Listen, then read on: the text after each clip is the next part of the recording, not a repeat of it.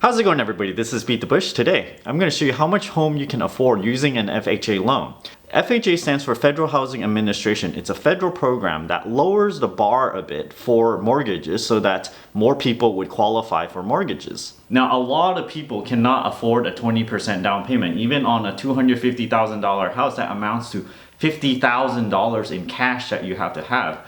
If you don't have that kind of down payment, an FHA loan could be a way for you to obtain a home. Another thing that can keep you from getting a regular mortgage is if you have a really low credit score, but not too low. You can go down to about 500, but then if you go down to that much, you'll have other requirements. If you had a bankruptcy or got foreclosed upon, there's other requirements that you have to meet in order to get an FHA loan. If you don't have 20% down in a regular mortgage, you have to pay a thing called PMI, which is private mortgage insurance. It insures the lender on the portion of the 20% that you cannot pay. Now, getting a PMI requires its own approval process, and if you cannot get that, that means you might have to fall back to getting an FHA loan like right here. So this FHA program is great and all. It lowers the requirements of a typical mortgage, but you gotta understand, it just doesn't lower and you get it for free. It does not come for free. You're paying for the privilege of having lower requirements. So due to all the insurance payments you're paying to the FHA, you're actually paying more for the same exact home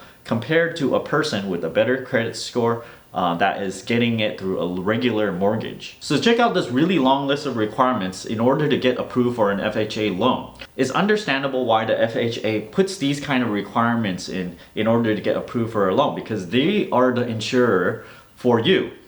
They are insuring against you from defaulting on the loan. If you ever default and you cannot pay back, they will be responsible for that portion of the loan. So let's go through these requirements, and let me just say that these requirements are not completely set in stone. Usually if you have some reason for something, they would actually let it pass. For example, steady employment for 2 years. If you have some other reason why, or you can prove that it's, your position is actually really steady without going through 2 years, then they might let that pass. You need a social security number. You need to be in the United States lawfully.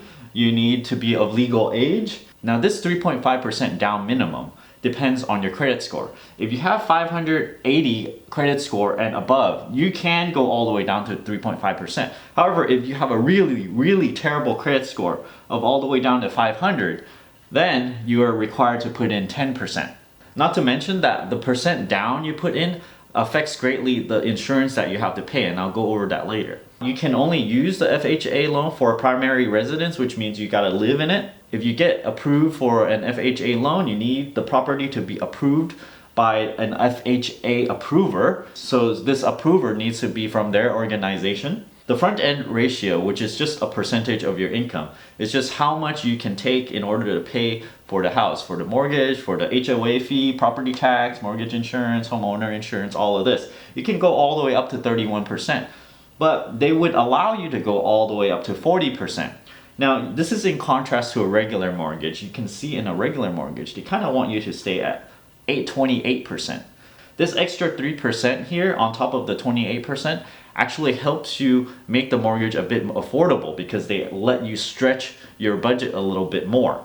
But there's the case of stretching your budget more because you're using more of your paycheck to pay for this FHA loan thing. The back-end ratio is how much you pay for mortgage and all your debt, including credit card debt, your car payments, your student loan, everything added up. So let's say you add up all of these debts you have, it cannot exceed 43% of your income. And if you happen to went into bankruptcy, you need to be 2 years out of bankruptcy before you can qualify for this loan. You need to be 3 years out of foreclosure. So if your previous home, somehow you got foreclosed upon, got kicked out, and got to go rent or something, then you have to wait 3 years after this foreclosure event before you can apply for a FHA loan and get a new home. Lastly, the property must meet minimum standards, okay? They have a set of standards. You can't go buy like a little hut and then you can get a loan on it. They want to be able to sell this thing if you ever default. So it becomes a lot easier for them to liquidate things. It's kind of like protection on their end. They want things to look good and that the property is actually worth something. And if it doesn't meet the standards, they want the seller to fix it before they'll approve the loan.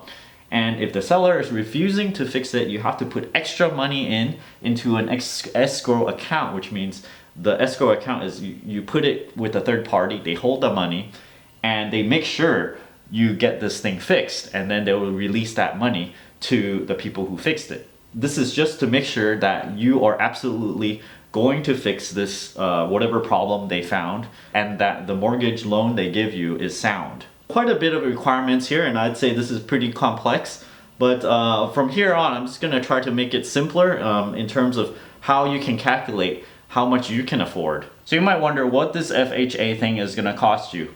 Well, to start off with, right when you get the loan, you have to pay a lump sum, okay? It's called the Upfront Mortgage Insurance Premium, and it comes in at 1.75% of your mortgage. So if you pay for a $250,000 house, if that is your mortgage amount after the down payment and stuff, then you have to pay $4,375. This amount is given to them, it's paid, and you don't get it back, okay? It's not paid into the mortgage or anything. This is a fee. You can pay it instantly if you have that kind of money laying around to put on top of whatever down payment that you pay, 3.5% or 10% or whatever. Or you probably don't have that kind of money because you're trying to go for a low down payment. So you're gonna roll this into the mortgage. So what this means is that you can afford a little bit less, okay? So it's gonna be, $4,000 less than what you could normally have afford with your income. On top of paying a lump sum, you also have to pay for a monthly fee. Now this is on top of the interest rate that you're paying on your mortgage. Here's a breakdown of the fees that you have to pay in percentage. So you can see that if you add 1% interest rate to your mortgage of say 4%, when you go from 4% to 5%, it's a big deal. It goes something like this, roughly 1.05% here, and it gets lower and lower, okay? Over here is the term years, 15 years. If you're more than 15-year term, you go up here. For a 625K loan, if you're more than that, okay, you go up here. Loan, 95% loan to value ratio. If you're more than that, then you have to pay 1.05. What does loan to value mean? It means how much loan that you have to take compared to the value. So if you put in 5% down payment, you're gonna have 95% loan to value. And if you only put in 3.5% down payment, you're gonna have a 96.5 loan to value ratio, which means you're gonna go more. So you have to pay a 1.05 interest rate on top of the interest rate on your mortgage. Let's say you're buying a $500,000 house, 30-year mortgage, and you're putting a 10% down. So 15 years, 30 years is more over here. $500,000 house, which is less than 625, so you go this way. Loan to value is 90%, so it's less than 95, so you go this way. So your APR will be 0.8%. These mortgage insurance premiums are set by the FHA. If you have a 30-year loan, you might be wondering, do you have to pay this 0.8% for the entire duration of the 30-year loan? Because if you do, that's quite significant. Well, it depends on your loan to value ratio, your initial loan to value ratio, because your home could appreciate, right? And then you can go, hey, look, my loan to value changed. It's a lot better now because it increased twice, and now your loan to value is 50%. So do you still have to pay? The answer is yes, you still have to pay that insurance premium even though your home appreciated in value. Let's say you pay anything less than 10% down payment, okay? Because you're in this situation where you don't have that much down payment. You put in less than 10% and you would go, okay, it's more than 90% loan to value ratio, which means you have to pay the full term. So it's 30 years, all 30 years you have to pay that mortgage insurance premium. However, if you can make it to 10%, which means you can go here, then you only need to pay the mortgage in premium for only 11 years, which is a lot better. 11 years is a lot better than 30 years. So it really makes sense to save more on the down payment because the tiering here shows that the more down payment you have, the less you are as a risk to them, then that means the less money you have to pay. Right here, it's very evident. As soon as you go over to the 10%, you're gonna pay a lot less in insurance premiums. Of course, even if you pay more than 10% down payment, you still gotta pay this initial fee here. I realize that not everyone's gonna make the $50,000 US median household income, but the final numbers are scalable, and I'll show you that over here at the end. Taking $50,000 income a year, you multiply this by 28% for the regular mortgage, right? Not the FHA kind. get $14,000 divided by 12 means every single month you can afford $1,166. But under the FHA guidelines, you can go up to 31%. Comfortably. 31% of $50,000 is $15,500 divided by 12. It means every single month you can pay $1,291. Now I want to compare it to a regular loan here to show you how much more is actually costing you per month to get an FHA loan for the same exact mortgage.